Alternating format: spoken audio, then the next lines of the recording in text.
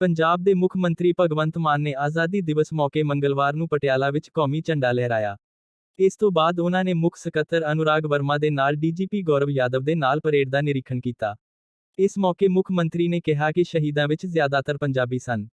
ਪੰਜਾਬੀਆਂ ਨੇ ਦੇਸ਼ ਨੂੰ ਆਜ਼ਾਦ ਕਰਵਾਇਆ ਅਤੇ ਇਸ ਆਜ਼ਾਦੀ ਨੂੰ ਕਿਵੇਂ ਕਾਇਮ ਰੱਖਣਾ ਵੀ ਜਾਣਦੇ ਹਨ। ਉਹਨਾਂ ਕਿਹਾ ਕਿ ਜਦੋਂ ਵੀ ਦੁਸ਼ਮਣਾਂ ਦੇ ਪਾਸਿਓਂ ਗੋਲੀ ਚੱਲਦੀ ਹੈ ਤਾਂ ਸਭ ਤੋਂ ਪਹਿਲਾਂ ਸੀਨਾ ਪੰਜਾਬੀਆਂ ਦਾ ਹੁੰਦਾ ਹੈ। ਵਿਰੋਧੀ ਪਾਰਟੀਆਂ ਤੇ ਨਿਸ਼ਾਨਾ ਸਾਧਦੇ ਹੋਏ ਮਾਨ ਨੇ ਕਿਹਾ ਕਿ ਉਹ ਇਹ ਨਾ ਦੱਸਣ ਕਿ ਦੇਸ਼ ਭਗਤੀ ਕੀ ਹੁੰਦੀ ਹੈ। ਉਹਨਾਂ ਕਿਹਾ ਕਿ ਸਭ ਤੋਂ ਵੱਡੀ ਚਿੰਤਾ ਇਹ ਹੈ ਕਿ ਆਜ਼ਾਦੀ ਤੋਂ ਬਾਅਦ ਦੇਸ਼ ਕਿਸ ਹੱਥਾਂ ਵਿੱਚ ਜਾਵੇਗਾ। ਦੇਸ਼ ਦੀ ਵਾਗਡੋਰ 76 ਸਾਲਾਂ ਤੋਂ ਸਾਡੇ ਹੱਥਾਂ ਵਿੱਚ ਹੈ ਅਤੇ ਸਾਨੂੰ ਦੱਸਣਾ ਪਵੇਗਾ ਕਿ ਅਸੀਂ ਦੇਸ਼ ਲਈ ਕੀ ਕੀਤਾ ਹੈ। ਉਹਨਾਂ ਬੱਚਿਆਂ ਨੂੰ ਦੇਸ਼ ਦੇ ਇਤਿਹਾਸ ਤੋਂ ਜਾਣੂ ਕਰਵਾਉਣ ਲਈ ਕਿਹਾ।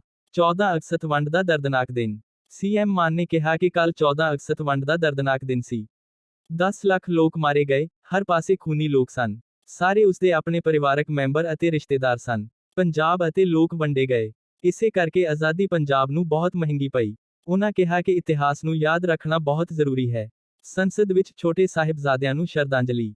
ਸੀਐਮ ਮਾਨ ਨੇ ਕਿਹਾ ਕਿ ਸੰਸਦ ਮੈਂਬਰ ਹੁੰਦਿਆਂ ਉਹਨਾਂ ਨੇ ਸਪੀਕਰ ਸੁਮਿਤਰਾ ਮਹਾਜਨ ਨੂੰ ਛੋਟੇ ਸਾਹਿਬਜ਼ਾਦਿਆਂ ਨੂੰ ਉਹਨਾਂ ਦੇ ਆਜ਼ਾਦੀ ਦਿਵਸ ਤੇ ਸ਼ਰਧਾਂਜਲੀ ਦੇਣ ਲਈ ਕਿਹਾ ਸੀ। ਸਪੀਕਰ ਨੇ ਉਹਨਾਂ ਨੂੰ ਕਿਹਾ ਕਿ ਅੱਜ ਤੱਕ ਅਜਿਹਾ ਕਦੇ ਨਹੀਂ ਹੋਇਆ ਪਰ ਉਹਨਾਂ ਨੂੰ ਇਸ ਮੰਗ ਨੂੰ ਰਿਕਾਰਡ ਤੇ ਲਿਆਉਣ ਲਈ ਕਿਹਾ। ਇਸ ਤੇ ਸੀਐਮ ਮਾਨ ਨੇ ਸੰਸਦ 'ਚ ਪ੍ਰਦਰਸ਼ਨ ਕਰ ਰਹੇ ਸੰਸਦ ਮੈਂਬਰਾਂ ਨੂੰ ਸਾਹਿਬਜ਼ਾਦਿਆਂ ਨੂੰ ਸ਼ਰਧਾਂਜਲੀ ਦੇਣ ਲਈ ਸ਼ਾਂਤ ਰਹਿਣ ਦੀ ਅਪੀਲ ਕੀਤੀ। ਮਾਨ ਨੇ ਕਿਹਾ ਕਿ ਉਹਨਾਂ ਨੂੰ ਇਸ ਗੱਲ ਦੀ ਖੁਸ਼ੀ ਹੈ ਕਿ ਉਹਨਾਂ ਨੂੰ ਇਹ ਡਿਊਟੀ ਮਿਲੀ ਹੈ, ਜਦਕਿ ਅਜਿਹਾ ਕਿਸੇ ਹੋਰ ਮੁੱਖ ਮੰਤਰੀ ਨੇ ਨਹੀਂ ਕੀਤਾ।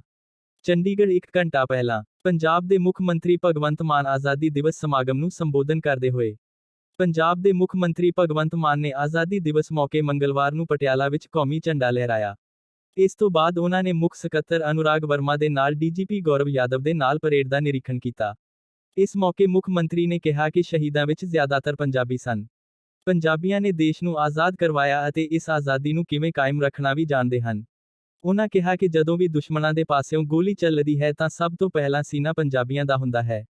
ਪੰਜਾਬ ਦੇ ਮੁੱਖ ਮੰਤਰੀ ਭਗਵੰਤ ਮਾਨ ਤਿਰੰਗਾ ਲਹਿਰਾਉਂਦੇ ਹੋਏ। ਵਿਰੋਧੀ ਪਾਰਟੀਆਂ ਤੇ ਨਿਸ਼ਾਨਾ ਸਾਧਦੇ ਹੋਏ ਮਾਨ ਨੇ ਕਿਹਾ ਕਿ ਉਹ ਇਹ ਨਾ ਦੱਸਣ ਕਿ ਦੇਸ਼ ਭਗਤੀ ਕੀ ਹੁੰਦੀ ਹੈ। ਉਹਨਾਂ ਕਿਹਾ ਕਿ ਸਭ ਤੋਂ ਵੱਡੀ ਚਿੰਤਾ ਇਹ ਹੈ ਕਿ ਆਜ਼ਾਦੀ ਤੋਂ ਬਾਅਦ ਦੇਸ਼ ਕਿਸ ਹੱਥਾਂ ਵਿੱਚ ਜਾਵੇਗਾ। ਦੇਸ਼ ਦੀ ਵਾਗਡੋਰ 76 ਸਾਲਾਂ ਤੋਂ ਸਾਡੇ ਹੱਥਾਂ ਵਿੱਚ ਹੈ ਅਤੇ ਸਾਨੂੰ ਦੱਸਣਾ ਪਵੇਗਾ ਕਿ ਅਸੀਂ ਦੇਸ਼ ਲਈ ਕੀ ਕੀਤਾ ਹੈ। ਉਹਨਾਂ ਬੱਚਿਆਂ ਨੂੰ ਦੇਸ਼ ਦੇ ਇਤਿਹਾਸ ਤੋਂ ਜਾਣੂ ਕਰਵਾਉਣ ਲਈ ਕਿਹਾ। 14 ਅਗਸਤ ਵੰਡ ਦਾ ਦਰਦਨਾਕ ਦਿਨ। ਸੀਐਮ ਮਾਨ ਨੇ ਕਿਹਾ ਕਿ ਕੱਲ੍ਹ 14 ਅਗਸਤ ਵੰਡ ਦਾ ਦਰਦਨਾਕ ਦਿਨ ਸੀ। 10 ਲੱਖ ਲੋਕ ਮਾਰੇ ਗਏ, ਹਰ ਪਾਸੇ ਖੂਨੀ ਲੋਕ ਸਨ। ਸਾਰੇ ਉਸਦੇ ਆਪਣੇ ਪਰਿਵਾਰਕ ਮੈਂਬਰ ਅਤੇ ਰਿਸ਼ਤੇਦਾਰ ਸਨ। ਪੰਜਾਬ ਅਤੇ ਲੋਕ ਵੰਡੇ ਗਏ। ਇਸੇ ਕਰਕੇ ਆਜ਼ਾਦੀ ਪੰਜਾਬ ਨੂੰ ਬਹੁਤ ਮਹਿੰਗੀ ਪਈ। ਉਹਨਾਂ ਕਿਹਾ ਕਿ ਇਤਿਹਾਸ ਨੂੰ ਯਾਦ ਰੱਖਣਾ ਬਹੁਤ ਜ਼ਰੂਰੀ ਹੈ। ਸੰਸਦ ਵਿੱਚ ਛੋਟੇ ਸਾਹਿਬਜ਼ਾਦਿਆਂ ਨੂੰ ਸ਼ਰਧਾਂਜਲੀ।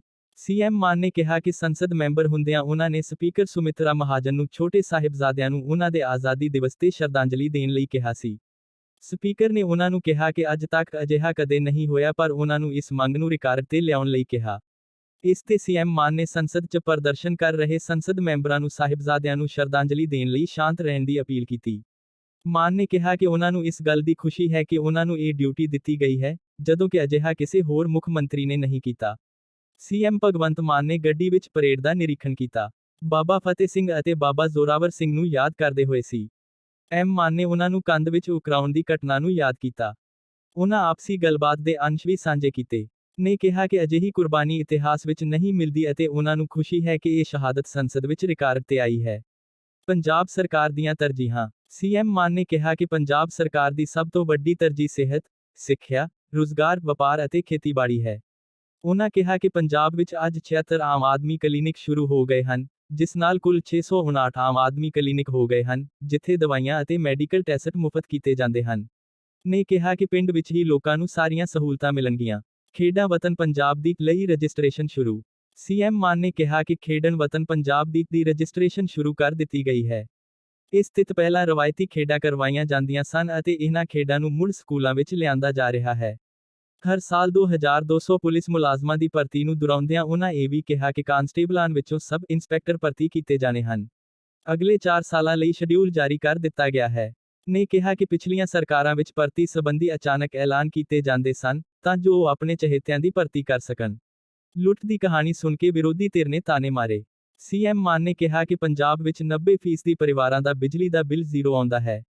ਇਸ ਦੇ ਬਾਵਜੂਦ ਬਿਜਲੀ ਬੋਰਡ ਨੂੰ ਘਾਟਾ ਨਹੀਂ ਚੁੱਕਣ ਦਿੱਤਾ ਗਿਆ।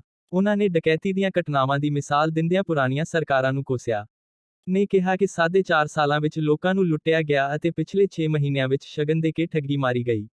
ਪਰ ਆਪ ਸਰਕਾਰ ਲੋਕ ਹਿੱਤ ਦੇ ਕੰਮ ਪਹਿਲਾਂ ਕਰ ਰਹੀ ਹੈ ਅਤੇ ਸ਼ਗਨ ਸਕੀਮ ਦੀ ਰਵਾਇਤ ਨੂੰ ਨਹੀਂ ਦੁਹਰਾਉਂਦੀ। ਨੇ ਕਿਹਾ ਕਿ ਪੰਜਾਬ ਸ਼ਹੀਦਾਂ ਦਾ ਰਿਣੀ ਹੈ। ਪੰਜਾਬ ਨੂੰ ਵਪਾਰ ਵਿੱਚ ਨੰਬਰ 1 ਬਣਾਉਣ ਲਈ ਕੰਮ ਕੀਤਾ ਜਾਵੇ। ਸੀਐਮ ਮਾਨ ਨੇ ਕਿਹਾ ਕਿ ਪੰਜਾਬ ਨੂੰ ਵਪਾਰ ਵਿੱਚ ਨੰਬਰ 1 ਬਣਾਉਣ ਲਈ ਕੰਮ ਕੀਤਾ ਜਾ ਰਿਹਾ ਹੈ। ਛੋਟੀਆਂ ਫੈਕਟਰੀਆਂ ਦੀ ਰਜਿਸਟ੍ਰੇਸ਼ਨ ਵਿੱਚ ਪੰਜਾਬ ਪਿਛਲੇ 1 ਸਾਲ ਵਿੱਚ ਉੱਤਰੀ ਭਾਰਤ ਵਿੱਚ ਸਭ ਤੋਂ ਅੱਗੇ ਹੈ। ਸੀਐਮ ਭਗਵੰਤ ਮਾਨ ਨੇ ਪਟਿਆਲਾ 'ਚ ਲਹਿਰਾਇਆ ਤਿਰੰਗਾ, ਕਿਹਾ 1 ਸਾਲ 'ਚ ਹੋਵੇਗਾ ਪੰਜਾਬ ਨਸ਼ਾ ਮੁਕਤ, ਕਿਸੇ ਪਾਰਟੀ ਦਾ ਨਹੀਂ ਪਿੰਡ ਦਾ ਸਰਪੰਚ ਚੁਣੋ। ਚੰਡੀਗੜ੍ਹ 1 ਘੰਟਾ ਪਹਿਲਾਂ ਪੰਜਾਬ ਦੇ ਮੁੱਖ ਮੰਤਰੀ ਭਗਵੰਤ ਮਾਨ ਆਜ਼ਾਦੀ ਦਿਵਸ ਸਮਾਗਮ ਨੂੰ ਸੰਬੋਧਨ ਕਰਦੇ ਹੋਏ ਦੈਨਿਕ ਭਾਸਕਰ। ਪੰਜਾਬ ਦੇ ਮੁੱਖ ਮੰਤਰੀ ਭਗਵੰਤ ਮਾਨ ਆਜ਼ਾਦੀ ਦਿਵਸ ਸਮਾਗਮ ਨੂੰ ਸੰਬੋਧਨ ਕਰਦੇ ਹੋਏ। ਪੰਜਾਬ ਦੇ ਮੁੱਖ ਮੰਤਰੀ ਭਗਵੰਤ ਮਾਨ ਨੇ ਆਜ਼ਾਦੀ ਦਿਵਸ ਮੌਕੇ ਮੰਗਲਵਾਰ ਨੂੰ ਪਟਿਆਲਾ ਵਿੱਚ ਕੌਮੀ ਝੰਡਾ ਲਹਿਰਾਇਆ। ਇਸ ਤੋਂ ਬਾਅਦ ਉਹਨਾਂ ਨੇ ਮੁੱਖ ਸਕੱਤਰ ਅਨੁਰਾਗ ਵਰਮਾ ਦੇ ਨਾਲ ਡੀਜੀਪੀ ਗੌਰਵ ਯਾਦਵ ਦੇ ਨਾਲ ਪਰੇਡ ਦਾ ਨਿਰੀਖਣ ਕੀਤਾ। ਇਸ ਮੌਕੇ ਮੁੱਖ ਮੰਤਰੀ ਨੇ ਕਿਹਾ ਕਿ ਸ਼ਹੀਦਾਂ ਵਿੱਚ ਜ਼ਿਆਦਾਤਰ ਪੰਜਾਬੀ ਸਨ। ਪੰਜਾਬੀਆਂ ਨੇ ਦੇਸ਼ ਨੂੰ ਆਜ਼ਾਦ ਕਰਵਾਇਆ ਅਤੇ ਇਸ ਆਜ਼ਾਦੀ ਨੂੰ ਕਿਵੇਂ ਕਾਇਮ ਰੱਖਣਾ ਵੀ ਜਾਣਦੇ ਹਨ। ਉਹਨਾਂ ਕਿਹਾ ਕਿ ਜਦੋਂ ਵੀ ਦੁਸ਼ਮਣਾਂ ਦੇ ਪਾਸਿਓਂ ਗੋਲੀ ਚੱਲਦੀ ਹੈ ਤਾਂ ਸਭ ਤੋਂ ਪਹਿਲਾਂ ਸੀਨਾ ਪੰਜਾਬੀਆਂ ਦਾ ਹੁੰਦਾ ਹੈ। ਪੰਜਾਬ ਦੇ ਮੁੱਖ ਮੰਤਰੀ ਭਗਵੰਤ ਮਾਨ ਤਿਰੰਗਾ ਲਹਿਰਾਉਂਦੇ ਹੋਏ। ਪੰਜਾਬ ਦੇ ਮੁੱਖ ਮੰਤਰੀ ਭਗਵੰਤ ਮਾਨ ਤਿਰੰਗਾ ਲਹਿਰਾਉਂਦੇ ਹੋਏ ਵਿਰੋਧੀ ਪਾਰਟੀਆਂ ਤੇ ਨਿਸ਼ਾਨਾ ਸਾਧਦੇ ਹੋਏ ਮਾਨ ਨੇ ਕਿਹਾ ਕਿ ਉਹ ਇਹ ਨਾ ਦੱਸਣ ਕਿ ਦੇਸ਼ ਭਗਤੀ ਕੀ ਹੁੰਦੀ ਹੈ। ਉਹਨਾਂ ਕਿਹਾ ਕਿ ਸਭ ਤੋਂ ਵੱਡੀ ਚਿੰਤਾ ਇਹ ਹੈ ਕਿ ਆਜ਼ਾਦੀ ਤੋਂ ਬਾਅਦ ਦੇਸ਼ ਕਿਸ ਹੱਥਾਂ ਵਿੱਚ ਜਾਵੇਗਾ। ਦੇਸ਼ ਦੀ ਵਾਗਡੋਰ 76 ਸਾਲਾਂ ਤੋਂ ਸਾਡੇ ਹੱਥਾਂ ਵਿੱਚ ਹੈ ਅਤੇ ਸਾਨੂੰ ਦੱਸਣਾ ਪਵੇਗਾ ਕਿ ਅਸੀਂ ਦੇਸ਼ ਲਈ ਕੀ ਕੀਤਾ ਹੈ। ਉਹਨਾਂ ਬੱਚਿਆਂ ਨੂੰ ਦੇਸ਼ ਦੇ ਇਤਿਹਾਸ ਤੋਂ ਜਾਣੂ ਕਰਵਾਉਣ ਲਈ ਕਿਹਾ। 14 ਅਗਸਤ ਵੰਡ ਦਾ ਦਰਦਨਾਕ ਦਿਨ। ਸੀਐਮ ਮਾਨ ਨੇ ਕਿਹਾ ਕਿ ਕੱਲ੍ਹ 14 ਅਗਸਤ ਵੰਡ ਦਾ ਦਰਦਨਾਕ ਦਿਨ ਸੀ। 10 ਲੱਖ ਲੋਕ ਮਾਰੇ ਗਏ, ਹਰ ਪਾਸੇ ਖੂਨੀ ਲੋਕ ਸਨ। ਸਾਰੇ ਉਸਦੇ ਆਪਣੇ ਪਰਿਵਾਰਕ ਮੈਂਬਰ ਅਤੇ ਰਿਸ਼ਤੇਦਾਰ ਸਨ। ਪੰਜਾਬ ਅਤੇ ਲੋਕ ਵੰਡੇ ਗਏ। ਇਸੇ ਕਰਕੇ ਆਜ਼ਾਦੀ ਪੰਜਾਬ ਨੂੰ ਬਹੁਤ ਮਹਿੰਗੀ ਪਈ। ਉਹਨਾਂ ਕਿਹਾ ਕਿ ਇਤਿਹਾਸ ਨੂੰ ਯਾਦ ਰੱਖਣਾ ਬਹੁਤ ਜ਼ਰੂਰੀ ਹੈ। ਸੰਸਦ ਵਿੱਚ ਛੋਟੇ ਸਾਹਿਬਜ਼ਾਦਿਆਂ ਨੂੰ ਸ਼ਰਧਾਂਜਲੀ।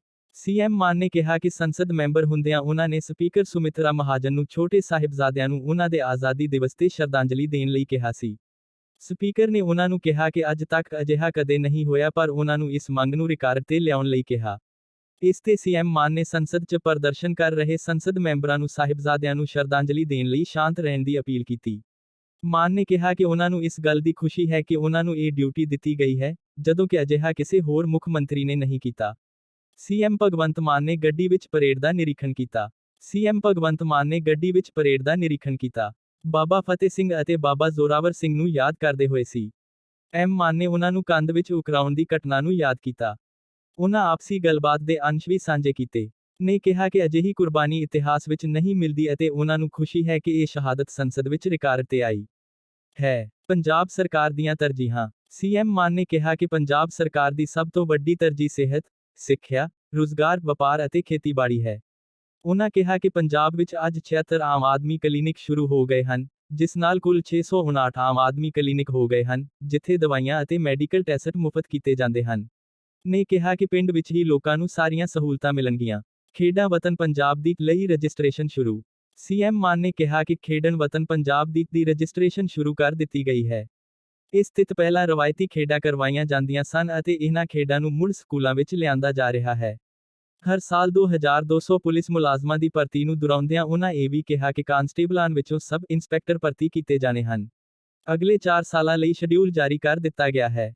ਨੇ ਕਿਹਾ ਕਿ ਪਿਛਲੀਆਂ ਸਰਕਾਰਾਂ ਵਿੱਚ ਭਰਤੀ ਸੰਬੰਧੀ ਅਚਾਨਕ ਐਲਾਨ ਕੀਤੇ ਜਾਂਦੇ ਸਨ, ਤਾਂ ਜੋ ਉਹ ਆਪਣੇ ਚਹੇਤਿਆਂ ਦੀ ਭਰਤੀ ਕਰ ਸਕਣ। ਲੁੱਟ ਦੀ ਕਹਾਣੀ ਸੁਣ ਕੇ ਵਿਰੋਧੀ ਧਿਰ ਨੇ ਤਾਨੇ ਮਾਰੇ। ਸੀਐਮ ਮਾਨ ਨੇ ਕਿਹਾ ਕਿ ਪੰਜਾਬ ਵਿੱਚ 90% ਪਰਿਵਾਰਾਂ ਦਾ ਬਿਜਲੀ ਦਾ ਬਿੱਲ ਜ਼ੀਰੋ ਆਉਂਦਾ ਹੈ। ਇਸ ਦੇ ਬਾਵਜੂਦ ਬਿਜਲੀ ਬੋਰਡ ਨੂੰ ਘਾਟਾ ਨਹੀਂ ਚੁੱਕਣ ਦਿੱਤਾ ਗਿਆ। ਉਹਨਾਂ ਨੇ ਡਕੈਤੀ ਦੀਆਂ ਘਟਨਾਵਾਂ ਦੀ ਮਿਸਾਲ ਦਿੰਦਿਆਂ ਪੁਰਾਣੀਆਂ ਸਰਕਾਰਾਂ ਨੂੰ ਕੋਸਿਆ। ਨੇ ਕਿਹਾ ਕਿ 4.5 ਸਾਲਾਂ ਵਿੱਚ ਲੋਕਾਂ ਨੂੰ ਲੁੱਟਿਆ ਗਿਆ ਅਤੇ ਪਿਛਲੇ 6 ਮਹੀਨਿਆਂ ਵਿੱਚ ਸ਼ਗਨ ਦੇ ਕੇ ਠੱਗੀ ਮਾਰੀ ਗਈ।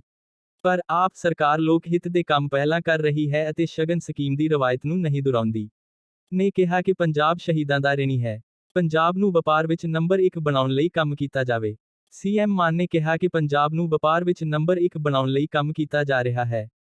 ਛੋਟੀਆਂ ਫੈਕਟਰੀਆਂ ਦੀ ਰਜਿਸਟ੍ਰੇਸ਼ਨ ਵਿੱਚ ਪੰਜਾਬ ਪਿਛਲੇ 1 ਸਾਲ ਵਿੱਚ ਉੱਤਰੀ ਭਾਰਤ ਵਿੱਚ ਸਭ ਤੋਂ ਅੱਗੇ ਰਿਹਾ ਹੈ। ਪੰਜਾਬ ਵਿੱਚ ਕਰੀਬ 2.79 ਲੱਖ ਯੂਨਿਟ ਆ ਰਹੇ ਹਨ।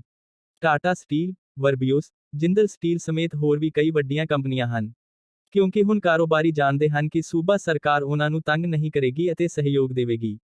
ਇਸ ਨਾਲ ਬੇਰੁਜ਼ਗਾਰੀ ਅਤੇ ਨਸ਼ਿਆਂ ਦੀ ਸਮੱਸਿਆ ਨਾਲ ਨਜਿੱਠਣ ਵਿੱਚ ਮਦਦ ਮਿਲੇਗੀ। 1 ਸਾਲ ਵਿੱਚ ਪੰਜਾਬ ਤੋਂ ਨਸ਼ਿਆਂ ਦਾ ਕਲੰਕ ਹਟਾ ਦਿੱਤਾ ਜਾਵੇਗਾ। ਮੁੱਖ ਮੰਤਰੀ ਮਾਨ ਨੇ ਕਿਹਾ ਕਿ ਨਸ਼ਾ ਤਸਕਰਾਂ, ਸਪਲਾਇਰਾਂ ਨੂੰ ਫੜਨ ਲਈ ਪੰਜਾਬ ਵਿੱਚ ਵਿਸ਼ੇਸ਼ ਮੁਹਿੰਮ ਚਲਾਈ ਜਾਵੇਗੀ। ਉਨ੍ਹਾਂ ਅਗਲੇ ਸਾਲ ਤੱਕ ਪੂਰੇ ਪੰਜਾਬ ਵਿੱਚੋਂ ਨਸ਼ਿਆਂ ਦੇ ਕਲੰਕ ਨੂੰ ਮਿਟਾਉਣ ਦੀ ਗੱਲ ਕੀਤੀ। ਨਾਲ ਹੀ ਕਿਹਾ ਕਿ ਪੰਜਾਬੀ ਨੌਜਵਾਨਾਂ ਨੂੰ ਸੂਬੇ ਵਿੱਚ ਹੀ ਰੁਜ਼ਗਾਰ ਦਿੱਤਾ ਜਾਵੇਗਾ, ਤਾਂ ਜੋ ਉਨ੍ਹਾਂ ਨੂੰ ਵਿਦੇਸ਼ ਨਾ ਜਾਣਾ ਪਵੇ। ਸੀਐਮ ਮਾਨ ਨੇ ਕਿਹਾ ਕਿ ਭ੍ਰਿਸ਼ਟਾਚਾਰ ਮੁਕਤ ਪੰਜਾਬ ਦੀ ਨੀਂਹ ਰੱਖੀ ਗਈ ਹੈ। ਹਰ ਰੋਜ਼ ਕਈ ਭ੍ਰਿਸ਼ਟ ਲੋਕ ਫੜੇ ਜਾ ਰਹੇ ਹਨ, ਪਰ ਪਤਾ ਨਹੀਂ ਕਿਉਂ ਭ੍ਰਿਸ਼ਟ ਲੋਕ ਆਪਣੇ ਹੀ ਲੋਕਾਂ ਨੂੰ ਲੁੱਟਣ ਵਿੱਚ ਲੱਗੇ ਹੋਏ ਹਨ। ਸਾਬਕਾ ਮੁੱਖ ਮੰਤਰੀ ਕੈਪਟਨ ਅਮਰਿੰਦਰ ਤੇ ਤਿੱਖਾ ਹਮਲਾ। ਸੀਐਮ ਮਾਨ ਨੇ ਕੈਪਟਨ ਅਮਰਿੰਦਰ ਸਿੰਘ ਨੂੰ ਮਹਿਲ ਦਾ ਬੰਦਾ ਕਹਿ ਕੇ ਵਿਅੰਗ ਕੀਤਾ। ਕਿਹਾ ਜਾਂਦਾ ਹੈ ਕਿ ਜਦੋਂ ਮੁਗਲਾਂ ਦਾ ਰਾਜ ਸੀ ਤਾਂ ਉਹ ਉਹਨਾਂ ਦੇ ਨਾਲ ਸਨ, ਜਦੋਂ ਕਾਂਗਰਸ ਦਾ ਰਾਜ ਆਇਆ ਤਾਂ ਉਹ ਉਹਨਾਂ ਦੇ ਨਾਲ ਸਨ ਅਤੇ ਅਕਾਲੀ ਦਲ ਦੇ ਰਾਜ ਦੌਰਾਨ ਉਹਨਾਂ ਦੇ ਨਾਲ ਰਹਿਣ ਤੋਂ ਬਾਅਦ ਹੁਣ ਭਾਜਪਾ ਦੇ ਰਾਜ ਵਿੱਚ ਮਹਿਲ ਦੇ ਲੋਕ ਉਹਨਾਂ ਦੇ ਨਾਲ ਹਨ। ਪੁੱਛਿਆ ਕਿ ਤੁਸੀਂ ਕਦੇ ਲੋਕਾਂ ਨਾਲ ਆਏ ਹੋ? ਇਹ ਵੀ ਕਿਹਾ ਕਿ ਸ਼ਹੀਦਾਂ ਦੀ ਸ਼ਹਾਦਤ ਤੇ ਮਹਿਲ ਵਾਲਿਆਂ ਦੇ ਹੀ ਹੁਕਮ ਹਨ। ਪਰ ਹੁਣ ਵਿਰੋਧੀ ਪਾਰਟੀਆਂ ਵੱਲੋਂ ਪੰਜਾਬ ਦੀ ਕਾਇਆਕਲਪ ਹੁੰਦੀ ਨਜ਼ਰ ਨਹੀਂ ਆ ਰਹੀ। ਪੰਜਾਬ ਨੇ ਹਰੀ ਕ੍ਰਾਂਤੀ ਲਿਆ ਕੇ ਦੇਸ਼ ਨੂੰ ਆਤਮ ਨਿਰਭਰ ਬਣਾਇਆ। ਸੀਐਮ ਮਾਨ ਨੇ ਕਿਹਾ ਕਿ ਪੰਜਾਬੀ ਕਿਸਾਨਾਂ ਨੇ ਆਜ਼ਾਦੀ ਤੋਂ ਬਾਅਦ ਇੱਕ ਹੋਰ ਲੜਾਈ ਜਿੱਤੀ ਹੈ, ਜਿੱਥੇ ਪਹਿਲਾਂ ਅਨਾਜ ਲਈ ਵਿਦੇਸ਼ ਗਿਆ ਸੀ। ਆਜ਼ਾਦੀ ਦੀ ਫਿਜ਼ਾ ਦੇ ਵਿੱਚ ਸਾਹ ਲੈਣ ਵਾਲਾ ਦਿਨ ਸੀ।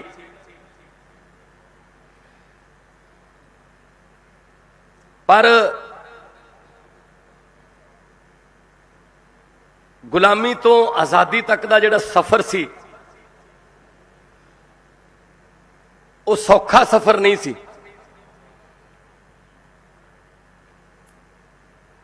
ਬਹੁਤ ਘਾਲਣਾ ਘਾਲੀਆਂ ਪਈਆਂ ਸਾਡੇ ਯੋਧਿਆਂ ਨੂੰ, ਸ਼ਹੀਦਾਂ ਨੂੰ, ਸਾਡੇ ਪੁਰਖਿਆਂ ਨੂੰ। ਉਹਨਾਂ ਨੂੰ ਪਤਾ ਸੀ ਕਿ ਜਿਨ੍ਹਾਂ ਰਾਹਾਂ ਤੇ ਚੱਲ ਰਹੇ ਹਾਂ ਉਹ ਰਾਹ ਸੌਖੇ ਨਹੀਂ ਹੈਗੇ। ਇਸੇ ਕਰਕੇ ਸ਼ਹੀਦ ਕਰਤਾਰ ਸਿੰਘ ਸਰਾਭਾ ਦੀਆਂ ਜਿਹੜੀਆਂ ਲਾਈਨਾਂ ਨੇ,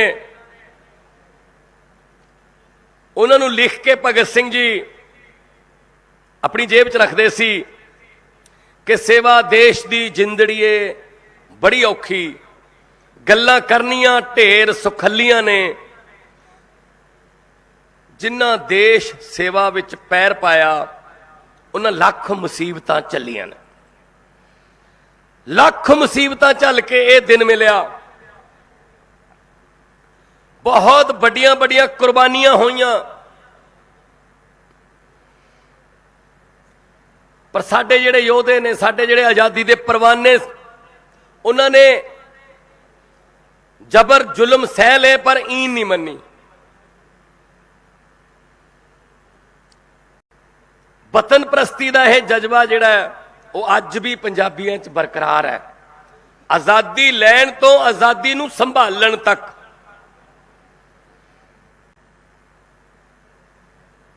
ਦੇਸ਼ ਤੋਂ ਮਰਨ ਮਿਟਣ ਦਾ ਜਜ਼ਬਾ, ਜ਼ੁਲਮ ਦੇ ਖਿਲਾਫ ਲੜਨ ਦਾ ਤੇ ਖੜਨ ਦਾ ਜਜ਼ਬਾ ਸਾਨੂੰ ਸਾਡੇ ਗੁਰੂਆਂ ਤੋਂ ਗੁੜਤੀ ਦੇ ਰੂਪ 'ਚ ਮਿਲਿਆ।